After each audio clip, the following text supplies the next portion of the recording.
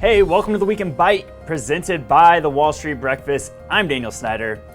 Are we headed for a recession or not? That's on everyone's minds, and I have our headline guest telling me that this week that it is highly premature to project recession when the Fed's rate hikes have barely begun.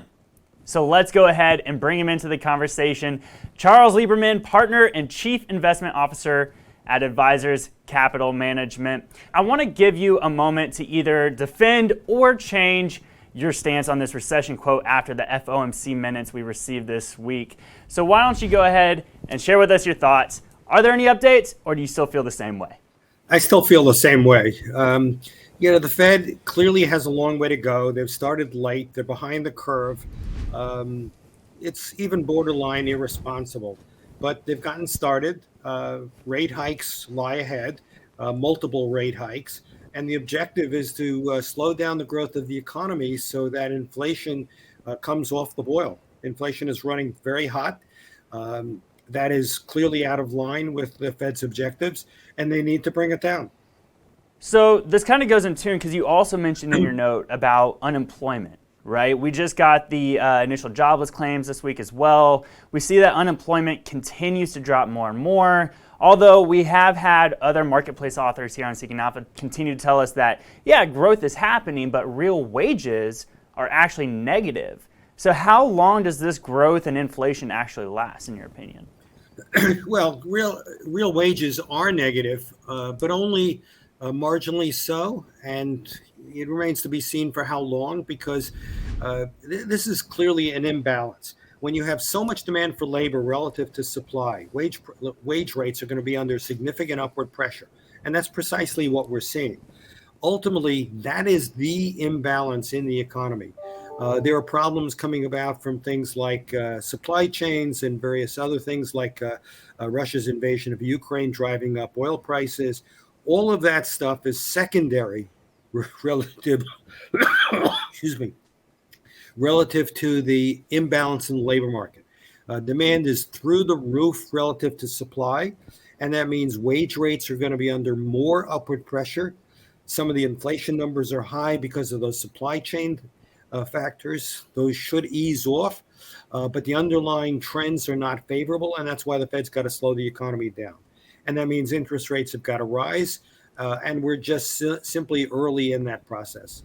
So let me ask you this. You're talking about interest rates have to rise. If you were the Fed in this scenario, next meeting in May we have coming up, are you talking about a 50 basis point hike, 75, 100? What would you do in this scenario?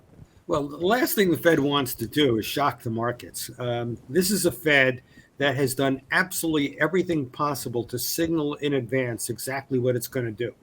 So I will be shocked, absolutely shocked, if we get anything other than a 50 basis point rate increase. They've signaled that pretty clearly. And we're likely to get multiple 50 basis point increases. The Fed's objective here is to normalize interest rates. It's to get interest rates to a level where interest rates are at least neutral and slightly restrictive.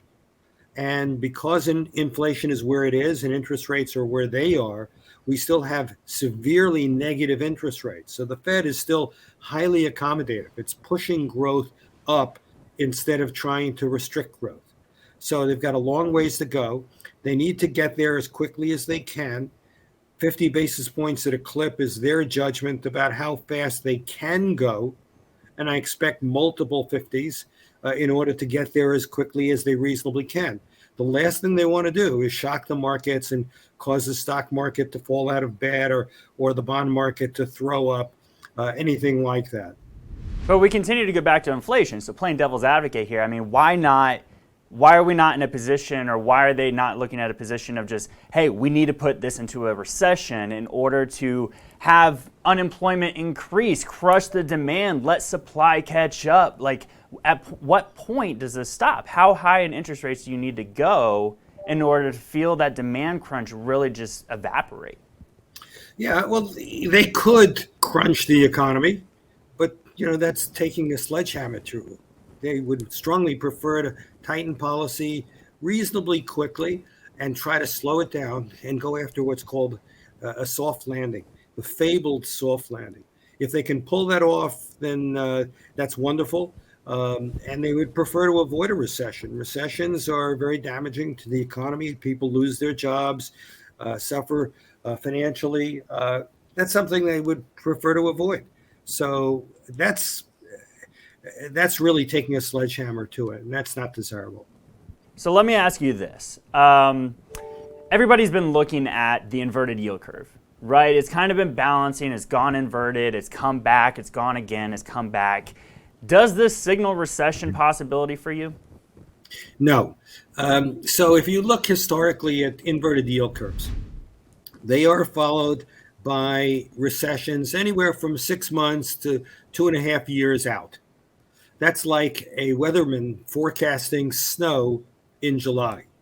If you're willing to forecast snow in July, sooner or later, you're going to be right. You're just going to be way early. In this particular case, what we have is a strong economy. That's exactly why the Fed is raising rates. So will there be a recession? Quite possibly, but not in 22. It's not even clear there is one coming in 23. It's just premature to make that judgment. There's no doubt that the economy has a tremendous head of steam. Job growth remains very strong. We've averaged about 600,000 jobs per month over the last 6 months. That's unambiguously strong, and it's unsustainable. We have, on average, about 50,000 people per month entering the job market. So when you're producing 600,000 jobs, you're really pushing down the unemployment rate at a very rapid rate. You're making the tight labor market tighter still, and it creates more inflation pressure. So they've got to slow the thing down. And the question is, how quickly do they have to move? They don't know. There's no textbook that tells them how to do this, but they clearly need to move as quickly as they can without destroying things. Charles, I've got to ask you, you talk about unemployment continuing to decrease, right? We're seeing continuous media outlets write about how retired people are coming back into the workforce. And of course, that's not helping. And I have investors all around the world wondering, is this going to continue to fuel the growth of the market, or is now the time to get out? What's your take on that? Well, unemployed people or retired people coming back into the labor market actually helps. It adds supply to the labor market, which helps slow the rise in wage rates, but it's just not happening fast enough. So at the end of the day, the Fed's got to slow the economy down, and the only question is, how high do they have to raise rates in order to make that happen? In the meantime, corporate profits are doing well. The economy is growing rapidly. Everything else looks really good. It's just that inflation has gotten set off because things are too good. There's such a thing as too much growth, and we're in that stage right now. So the Fed's got to contain it, and they're doing what they can, and it'll take a while for them to raise rates sufficiently to contain the growth rate of the economy and to bring inflation back into line. Yeah, so let me ask you this. I mean, it sounds kind of like you're saying stay in the market, right? Are you in that camp? And are you, we've had people on the show over the last few weeks saying, go to defensive sectors, go to cybersecurity, go to utilities. What's your take on, if you're staying in the market, where do you go? Well, the best place to go is parts of the market that benefit from the trends that are taking place. So if inflation is running hot, which it is, then go into sectors that benefit from inflation. That's pretty much all tangible assets. So that includes real estate investment trusts. It includes energy. Those kind of companies benefit from higher inflation. Also, some of the financials, many of the banks. The banks benefit from rising interest rates because their net interest margin widens out. When interest rates fell, their spreads between the rates they pay on deposits and the rates they charge on loans got compressed. And so their net interest margin got squeezed and their profitability declined. They made up for that with more loans. So they made less money per loan, but they made more loans. And as a result, they're very profitable. But what should happen now is the net interest margin should widen out. Interest rates in the marketplace should increase. Their spreads will widen, and bank profitability should do very, very well. And this also affects some of the other financials like insurance companies that own fixed income. They benefit from rising rates because they reinvest and earn higher yields. So there are a lot of parts of the market that benefit from rising rates or inflation, and that's the place to be. Yeah, Charles, actually, I have a list of a few stock ideas that you sent over. I see two different financial companies, a healthcare and an energy company. I was wondering if you might share with our audience any of those ideas. Absolutely. So, in keeping with those ideas, one that I like is New Residential Investment Corp. It's a real estate REIT, and they own a lot of mortgages. Mortgages are a bad place to be when interest rates rise because the value of those mortgages go down. But these guys also own servicing rights. And when interest rates go up, fewer people refinance. And so the servicing rights become more valuable. So they have a built in natural hedge into their business. And they also make a lot of mortgage loans. They're originator of mortgages, and we are badly underbuilt in housing. So original loans for new housing is going to continue at a good pace. And while you're waiting for all of this to play out, you earn a yield of about 9.2%. So a great income investment. Another REIT that I like is Omega Healthcare. This is a nursing home REIT. Again, they own facilities, nursing homes. During the pandemic, occupancy fell. All of these companies got hurt. But now, as we emerge from the pandemic and people are getting back to more normal activities, occupancy is rising again. And incremental occupancy is very profitable for this company. And the value of their nursing homes, of course, goes up with inflation. And the fact of the matter is the population is aging. So the need for nursing homes is also increasing. This is, again, a very well-placed company for the kind of environment that we're in. In the financial realm, I like Wells Fargo, a bank, obviously. And this is a company that has a bunch of negative things hanging over it, all of which should dissipate. And that's very, very positive for the outlook for the stock. They have very good profitability now, trading very cheaply, but they're in the Fed's doghouse because of the accounting scandal that they had about 5 years ago. And they're also constrained in the size of their balance sheet. They're limited to about $2 trillion in assets. So there are a number of things that are holding them back. But they brought in a new management team, Charlie Scharf, who's highly regarded in the industry. He's bringing costs down. He's getting the Fed the kind of process that they need to take them off their dog list. And this is a very cheap stock, trading at around book value. And profitability should rise as interest rates rise. Their profit margin, the net interest margin should also increase. And their costs are getting back in line with the size of the institution. They've increased their dividend pretty sharply the last couple of years, but off of a very low base. But the payout rate is still very low. So there's a lot of upside in terms of yield, a lot of upside in terms of stock buybacks, and a lot of upside in terms of profitability. And the last of my picks is Energy Transfer. That's one of the biggest pipelines in the country, mostly natural gas. And in case you hadn't noticed, Russia is a major supplier of natural gas to Europe. And everyone would love to get Europe off of Russian gas. U.S. gas is doing extremely well. We've underbuilt our infrastructure in this country.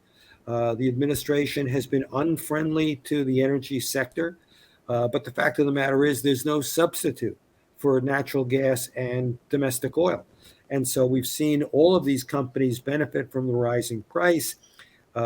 This company has a very large project that it will probably soon approve to build an LNG facility to export natural gas from the Gulf Coast. And they'll have readily available markets to sell that gas into. It's already very profitable. They cut their dividend a couple of years ago in order to improve the balance sheet, and the balance sheet is now in very good shape. So that all of that excess cash flow now can be used either to boost the dividend, which they've started to do, or to buy back stock, which is equally attractive. So I expect both to take place. And again, you've got a 6% yield here while you wait for all these good things to happen. Yeah, Charles, really appreciate that. I know Energy Transfer, ticker ET, I believe it is, continues to come up in conversation with our guests here on Seeking Alpha. So, Charles, let's go ahead and leave it there. Thank you so much for your time and your insight today. I know our audience appreciates it. You be well, all right? Thank you. Take care. All right. Now, as Seeking Alpha, we offer a variety of services tailored to different investors' needs. Many of you know of the marketplace from the guests here on the show, or your members of Premium, perhaps. But here today to walk us through Seeking Alpha Pro is our very own John Leonard, who also has a stock article he wants to share with you all. So let's go ahead and bring him into the conversation. John, why don't you give our audience a brief overview of what Seeking Alpha Pro is all about? Sure. So Pro is our subscription product for professional investors and high net worth self-directed individual investors. And Pro subscribers receive 3 to 5 high conviction actionable ideas every trading day. And we focus on under the radar ideas that subscribers are unlikely to find anywhere else, typically in micro and small caps, non-US stocks, and special situation ideas. And Pro also offers exclusive tools and features such as a list of all top ideas and short ideas in one place, as well as an idea filter so you can quickly and easily search through thousands of ideas to find the ones that best fit your investment strategy. And anyone can take a 14-day free trial of Pro by going to seekingalpha.com/pro. Awesome. Now let's dive into this recent pick that you sent out to Pro members just the other day. Why don't you break that down for us? Sure. So we recently shared a long idea by the author Courage and Conviction Investing on Orion Group, ticker ORN. And as you can see, the alert includes key stats about the idea. It includes a company description. It includes a summary of the thesis, as well as a link to the article. And let's go to that article. And as you can see from the top right side, the idea is up about 15% since the authors shared their thesis in late March. And there's still actually about 100% upside. And ORN trades at about 2 times 2022 EBITDA on a pro forma basis. And that is due to the drag from the lower margin concrete segment that is masking the much stronger and more valuable marine segment. And the downside is protected from the low valuation, as well as 2 commercial real estate properties under contract that could be sold for $35 million. And for reference, that's about 40% of the market cap, and that could turn the current net debt position into a small net cash position. So you're looking at a current pro forma enterprise value of about $75 million, accounting for the expected proceeds from the real estate sale. And based on management's guidance for 2022 EBITDA of about $35 million, and that seems achievable given the strong backlog, that means it's trading only at about a 2.1x multiple. And for reference, Great Lakes Dredge and Dock, ticker GLDD, its larger marine segment peer, is trading at about 9x. And granted, Great Lakes should trade at a higher multiple just because it has higher margins. But even if you place a 5x multiple on the normalized EBITDA for the marine segment for ORN, you're looking at about 120% upside. And the author also says that an activist investor could get involved here and help unlock value, and that could be accomplished in one of 2 ways. The first way is that the concrete segment could be sold, and the author says that even if it was sold for book value, that could be a catalyst. And the second is the entire company could be sold to a much larger peer, such as a GLDD. And the author says that if GLDD paid $5 per share, and for reference, that's about 90% higher than where the stock currently trades, GLDD could then in turn sell the concrete segment or slowly run it off. And even at $5 per share, that would still be a very accretive acquisition. And I'll note that the thesis is still intact, even if ORN remains independent or there's no activist involvement, because with this depressed valuation, you're getting this optionality for free. And we decided to share this idea with Pro subscribers for a few additional reasons. For background, this author made an excellent call in a similar situation, as they said that the last time they used the word activist was in their November 2021 article on MoneyGram. And we actually shared that idea with Pro subscribers. And since then, it's about doubled after the company received an all-cash takeover offer for $11 per share in February.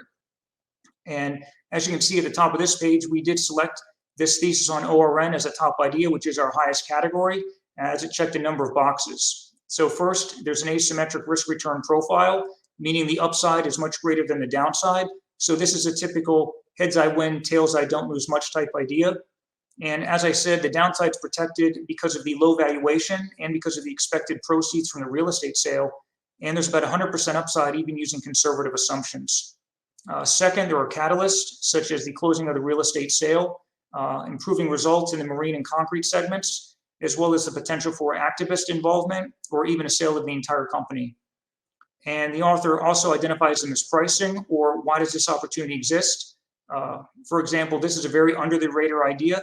It's at the sub $100 million market cap without a lot of coverage. However, there's still sufficient liquidity as the average daily volume is about 150,000 shares. And this screens very poorly because the margins look much lower than peers because of the drag from the concrete segment. However, results could improve based on management guidance and commentary from the recent conference call. For example, last year, the backlog increased to 590 million from 440 million, and the level of quoted work outstanding is up about 63%. And for the marine segment, with the private sector opening up and the Infrastructure Investment and Jobs Act, that should lead to improving bid margins. And the Infrastructure Act is actually a multi-year catalyst.